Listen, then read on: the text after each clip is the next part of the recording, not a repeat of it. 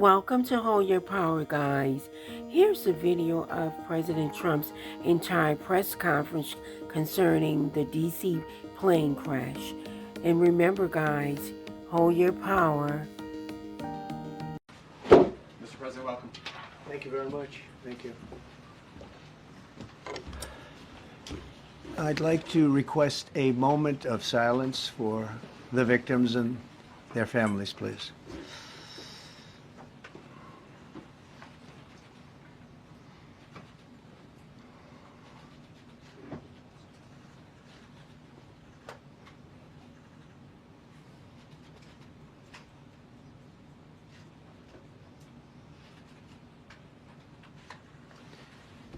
Thank you very much.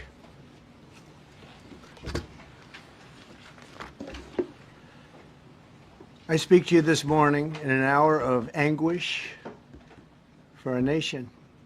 Just before 9 p.m. last night, an American Airlines regional jet carrying 60 passengers and 4 crew collided with an Army Black Hawk helicopter carrying 3 military service members over the Potomac River in Washington, D.C., while on final approach to Regan Airport. Both aircraft crashed instantly and were immediately submerged into the icy waters of the Potomac. Real tragedy. The massive search and rescue mission was underway throughout the night, leveraging every asset at our disposal, and I have to say the local, state, federal, military, including the United States Coast Guard in particular, they've done a phenomenal job. So quick, so fast, it was mobilized immediately. The work has now shifted to a recovery mission. Sadly, there are no survivors. This was a dark and excruciating night in our nation's capital and in our nation's history, and a tragedy of terrible proportions. As one nation, we grieve for every precious soul that has been taken from us so suddenly, and we are a country of we are in mourning. This has really shaken a lot of people, including people, very sadly, from other nations who were on the flight.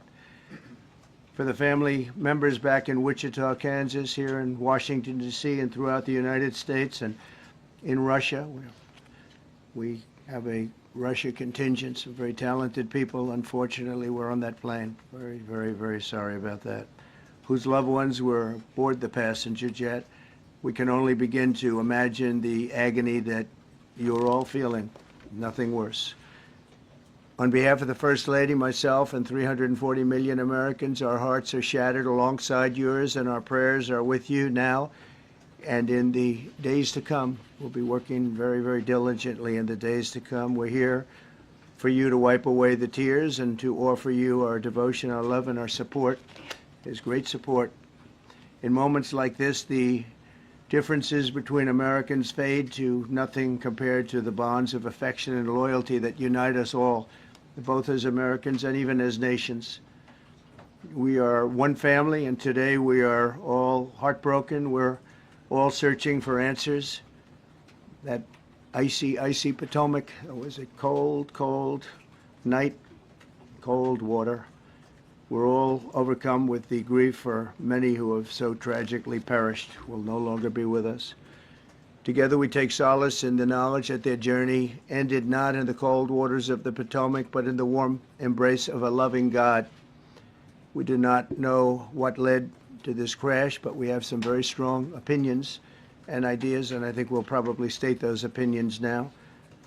Because over the years I've watched as things like this happen, and they say, well, we're always investigating, and then the investigation 3 years later, they announce it. We think we have some pretty good ideas, but we'll find out how this disaster occurred, and we'll ensure that nothing like this ever happens again. The FAA and the NTSB and the U.S. military will be carrying out a systematic and comprehensive investigation. Our new Secretary of Transportation, Sean Duffy, his second day on the job when that happened. It's a rough one. We'll be working tirelessly. He's a great gentleman. The whole group these are great people, and they are working tirelessly to figure out exactly what happened.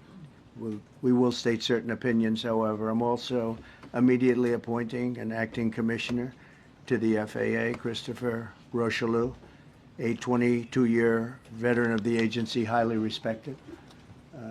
Christopher, thank you very much. Appreciate it. We must have only the highest standards for those who work in our aviation system. I changed the Obama standards from very mediocre at best to extraordinary. You remember that. Only the highest aptitude, they have to be the highest intellect and psychologically superior people were allowed to qualify for air traffic controllers. That was not so prior to getting there. When I arrived in 2016, I made that change very early on because I always felt this was a job that, and other jobs too, but this was a job that had to be superior intelligence, and we didn't really have that, and we had it. And then when I left office and Biden took over, he changed them back to lower than ever before. I put safety first. Obama, Biden, and the Democrats put policy first.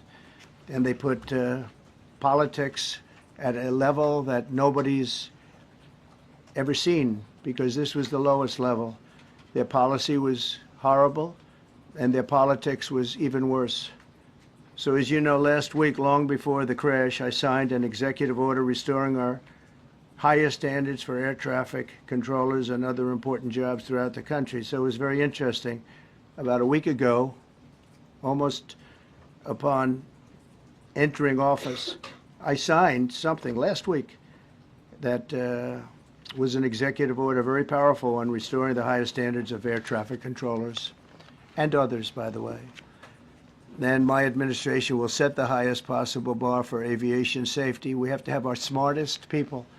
It doesn't matter what they look like, how they speak, who they are. It matters intellect, talent, the word talent.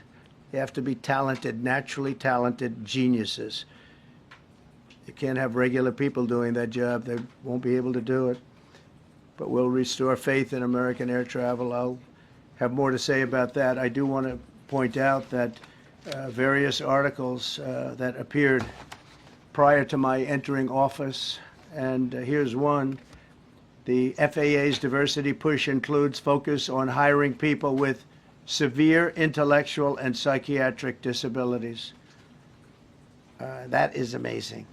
And then it says FAA says people with severe disabilities are most underrepresented segment of the workforce, and they want them in, and they want them, they can be air traffic controllers. I don't think so.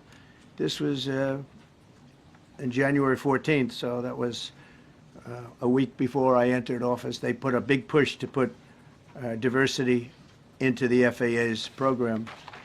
Then another article, the Federal Aviation Administration, this was before I got to office, recently, second term.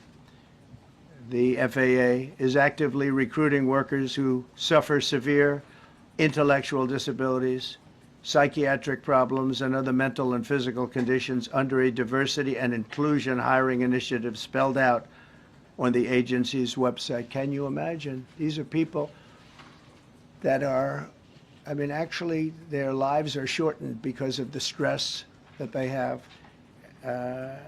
Brilliant people have to be in those positions, and their lives are actually shortened, very substantially shortened, because of the stress, where you have many, many planes coming into one target, and you need a very special talent and a very special genius to be able to do it.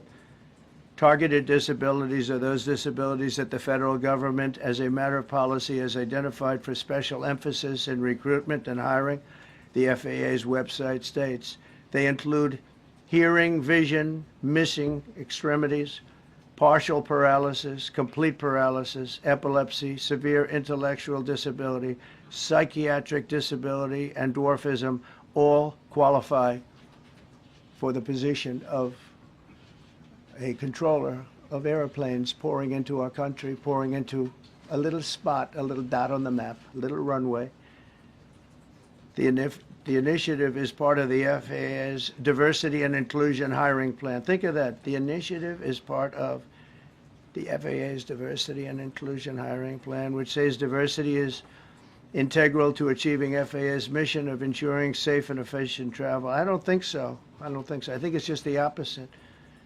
The FAA website shows that the agency's guidance on diversity hiring were last updated on March 23rd of 22. They wanted to make it even more so. And then I came in, and I assume maybe this is the reason. The FAA, which is overseen by Secretary Pete Buttigieg, a real winner. That guy's a real winner. Do you know how badly everything's run since he's run the Department of Transportation? He's a disaster. He was a disaster as a mayor. He ran his city into the ground, and he's a disaster now. He's just got a good line of bullshit. The Department of Transportation is government agency charged with regulating civil aviation. Well, he runs it, 45,000 people, and he's run it right into the ground with his diversity. So I had to say that it's terrible. Then it's a group within the FAA, another story, determined that the workforce was too white, that they had concerted efforts to get the administration to change that and to change it immediately. This was in the Obama administration just prior to my getting there. And we took care of African Americans, Hispanic Americans. We took care of everybody at levels that nobody's ever seen before. It's one of the reasons I won. But they actually came out with a directive, too white. And we want the people that are competent. But now we mourn and we pray and would like to ask all Americans to join me in a moment of silence as we ask God to watch over those who have lost their lives and bring comfort to the loved ones. And I just want to say God bless everyone in this room. This has been a terrible, very short period of time. We'll get to the bottom of it. So we all saw the same thing. We've seen it many times. I've had the honor of hearing tapes. Tapes are scary, very scary tapes. You had a airliner coming in, American Airlines. He was doing everything right. He was on track. He was the same track as everybody else. They came in. It's probably the same track as they've had for 25 years or more. He's coming in the path. And for some reason, he had a helicopter that was at the same height, obviously when they hit, but pretty much the same height, and going at an angle that was unbelievably bad. When the air traffic controller said, "Do you see?" He was talking about, "Do you see him?" But there was very little time left when that was stated. And then also he said, "Follow him in." And then almost immediately after that, seconds after that, there was the crash that took place. Well, you follow him in, that means like everything's fine. Follow him in. You had a pilot problem from the standpoint of the helicopter. I mean, because it was visual. It was a very clear night. It was cold but clear, and clear as you could be. The American Airlines plane had lights blazing. They had all their landing lights on. I could see it from the Kennedy Center tape. We had a tape up on the Kennedy Center. That seems to be the primary. Thus far, I'm sure we'll see other tapes because it's such an area where there are a lot of cameras looking up into the air, into space. So we'll probably see many other shots of it before too much time goes by. But we had a situation where you had a helicopter that had the ability to stop. I have helicopters. You can stop a helicopter very quickly. It had the ability to go up or down. It had the ability to turn. And the turn it made was not the correct turn, obviously. And it did somewhat the opposite of what it was told. We don't know that would have been the difference because the timing was so tight. It was so little. There was so little time to think. But what you did have is you had vision. The helicopter had vision of the plane because you had vision of it all the way, perfect vision of it all the way from at Kennedy Center where the tape was taken. And for some reason, there weren't adjustments made. Again, You could have slowed down the helicopter substantially. You could have stopped the helicopter. You could have gone up. You could have gone down. You could have gone straight up, straight down. You could have turned. You could have done a million different maneuvers. For some reason, it just kept going and then made a slight turn at the very end, and by that time it was too late. They shouldn't have been at the same height, because if it was at the same height, you could have gone under it or over it, and nobody realized, or they didn't say that it's at the same height. At the same height, still wouldn't have been great, but you would have missed it by quite a bit. Could have been 1,000 feet higher. It could have been 200 feet lower. But it was exactly at the same height, and somebody should have been able to point that out. So all of this is going to be studied, but it just seems to me, from a couple of words that I like to use, the words common sense, some really bad things happened, and some things happened that shouldn't have happened. So you had a helicopter going in an identical direction. You had a helicopter that was at the exact same height as somebody going in essentially the opposite direction. You had a plane that was following a track, which is a track that every other plane followed. And I don't imagine, I know I've heard today that they might have been following the preceding plane, which was pretty close, but not that close, the preceding plane. But you wouldn't have even been able to see that because of the direction that the helicopter was coming in at. So you had a confluence of bad decisions that were made, and you have people that lost their lives, violently lost their lives.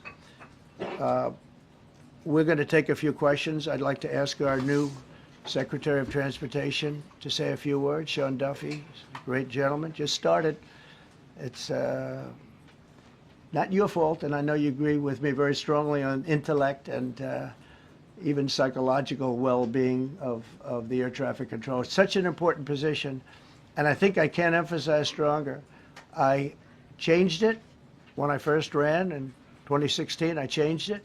We had the highest standard that you could have, and then they changed it back. That was Biden, to a standard I read it to you. That was from one of your papers. One of the people in this room actually wrote that.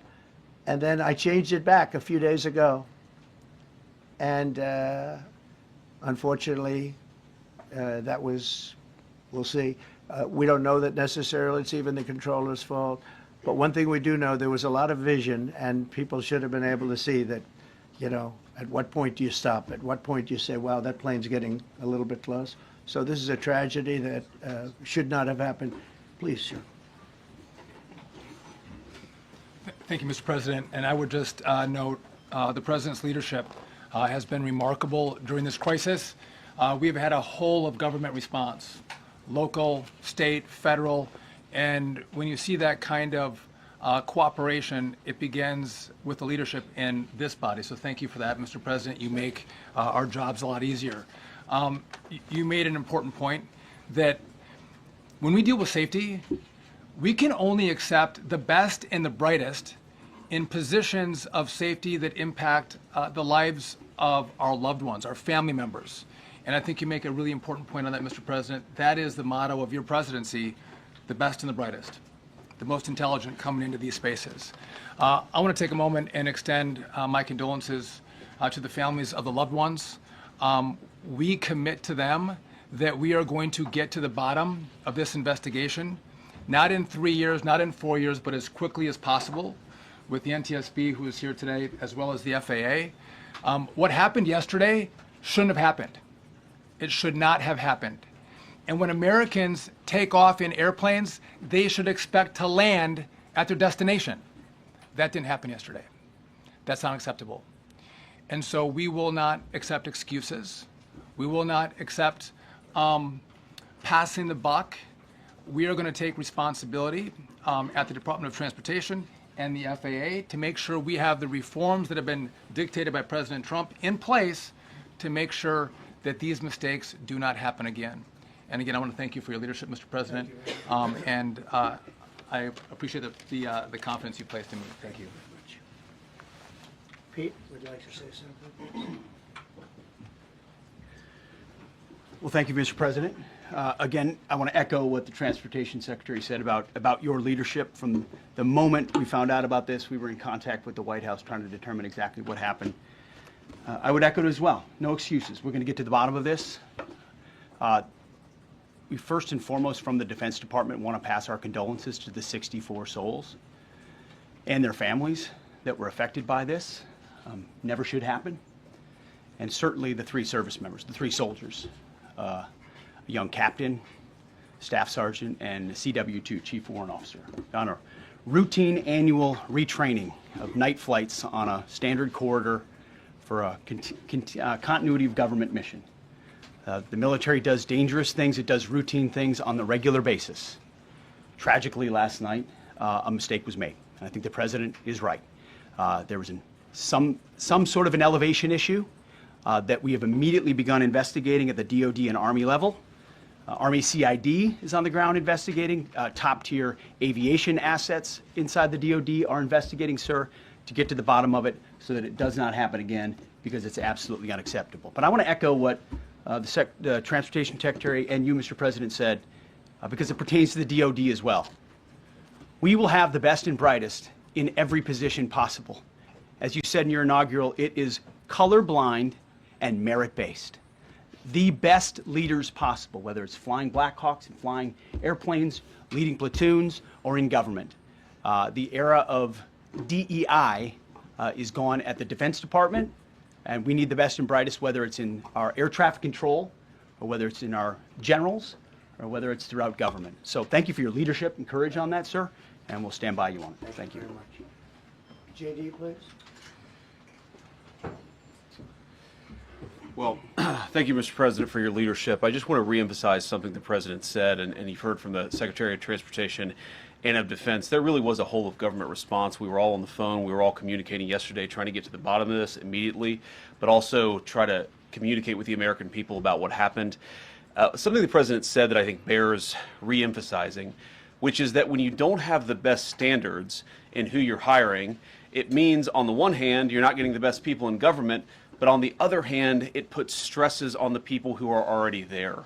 And I think that is a core part of what President Trump is going to bring and has already brought to Washington, D.C., is we want to hire the best people because we want the best people at air traffic control, and we want to make sure we have enough people at air traffic control who are actually competent to do the job.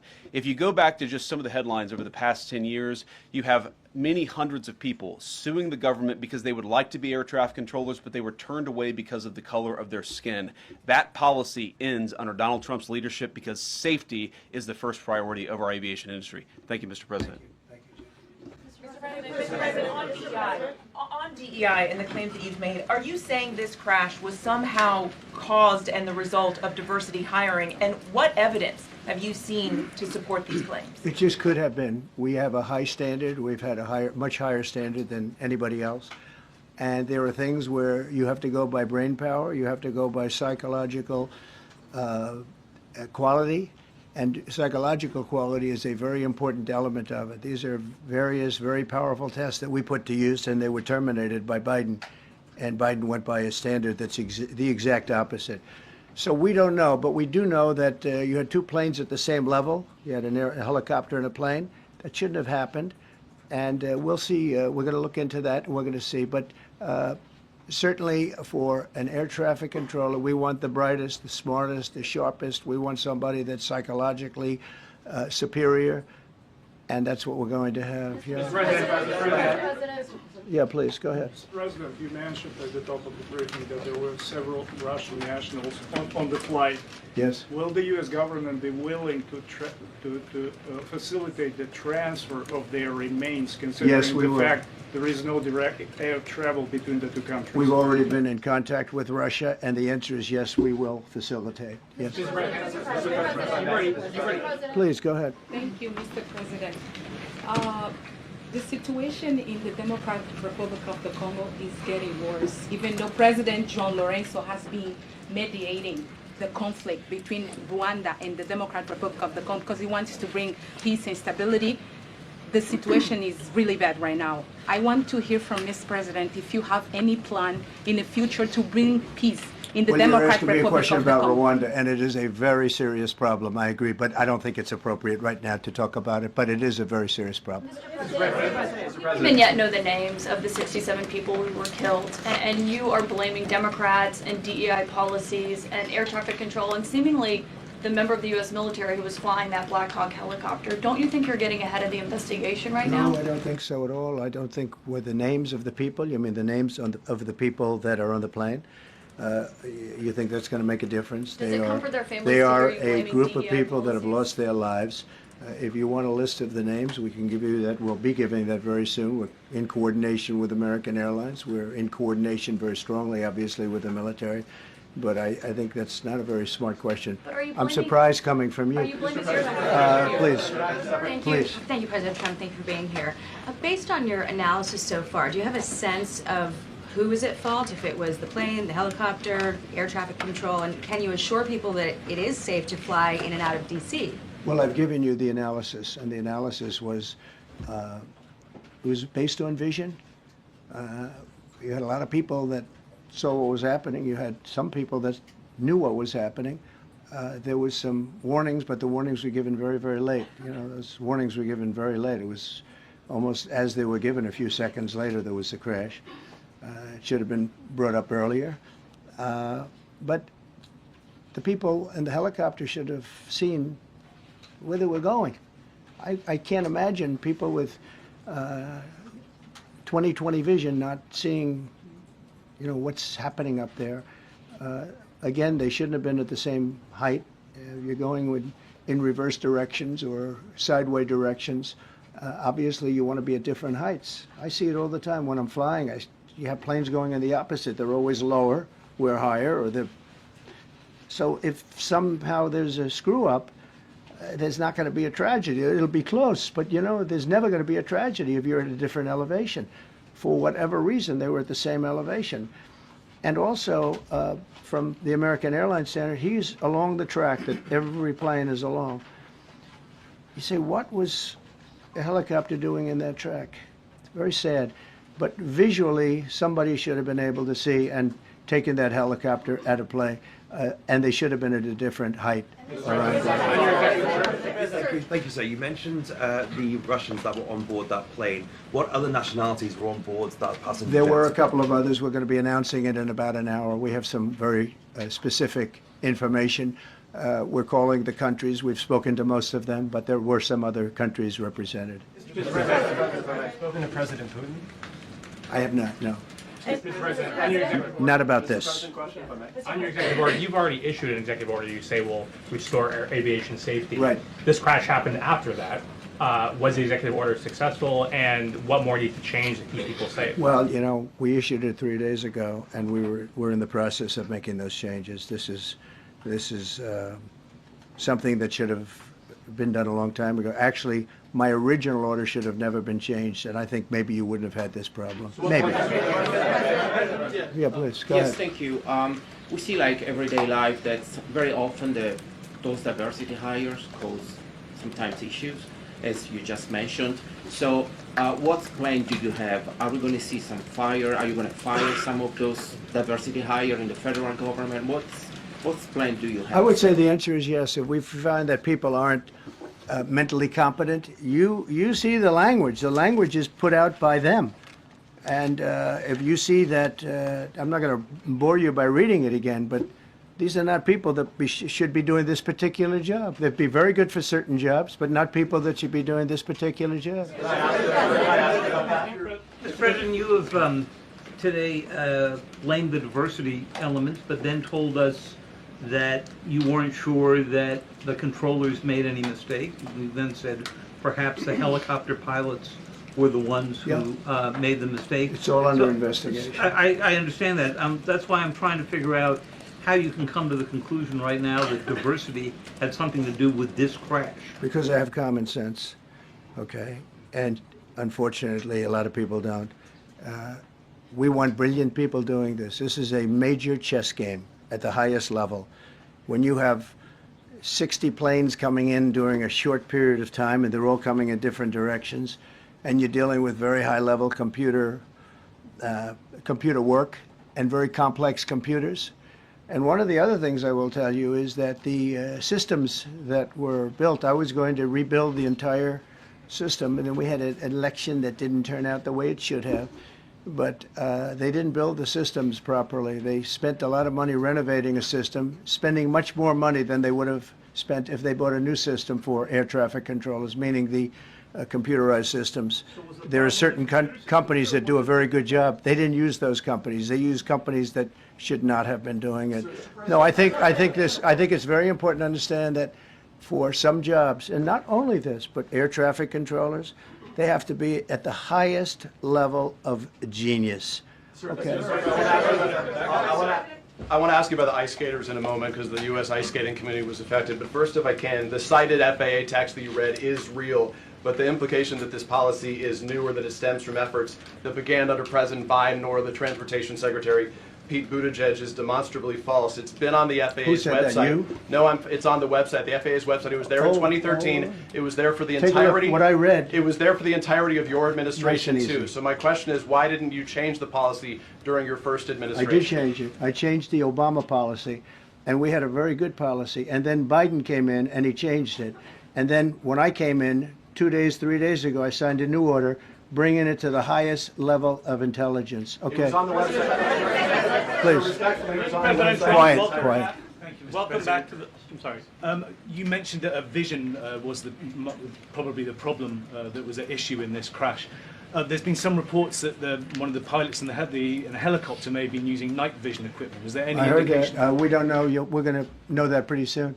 It may change your viewplane if you do have the night vision. So it's very possible that could have happened.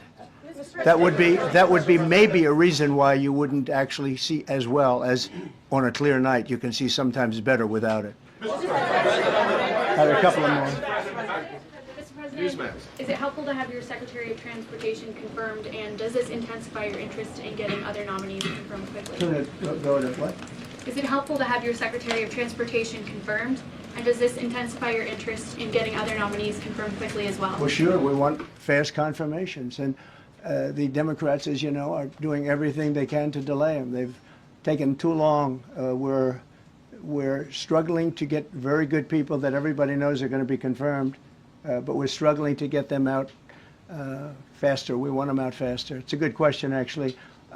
We've been pushing Sean. Everyone knows Sean for a long time. He got many, many Democrat votes, but they want to take as long as they can. They ask questions like some of the questions that Peter would ask that were totally irrelevant and not very good questions, but they want to just keep it going. They want to keep it going as long as possible. I was very honored, actually, that you got so many Democrat votes. That was really good.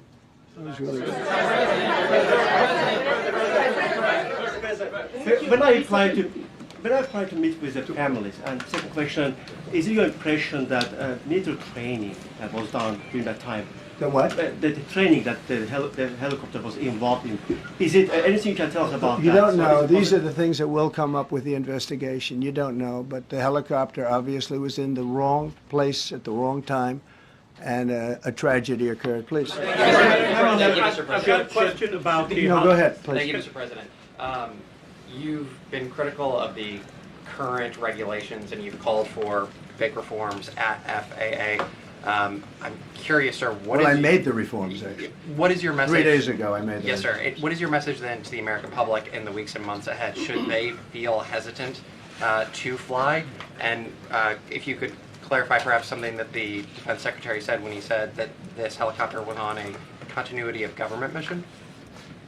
I don't know what that refers to, but they were practicing. They do that. They call it practicing, and they were. And that's something that should be done. It's only continuity in the sense that we want to have very good people, and that has to be in continuity, and that's what they refer to.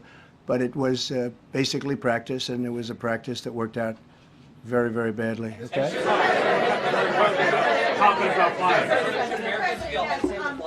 On his question, the first question, should people be hesitant to fly right now? No, not at all. I've not hesitated to fly. This is something that it's been many years that something like this has happened, and the collision is just something that we don't expect ever to happen again. We are going to have the highest level people we've already hired. Some of the people that you've already hired for that position, long before we knew about this, I mean, long before, from the time I came in, we started going out and getting the best people because I said it's not appropriate what they're doing. I think it's a tremendous mistake. You know, they like to do things and they like to take them too far, and this is sometimes what ends up happening. Now, with that, I'm not blaming the controller. I'm saying there are things that you could question, like the height of the helicopter, the height of the plane being at the same level and going in opposite directions. It's not a positive. But no, we're already hiring people. No, flying is very safe. We have the safest flying anywhere in the world, and we'll keep it that way. Thank you all very much. Thank you very much,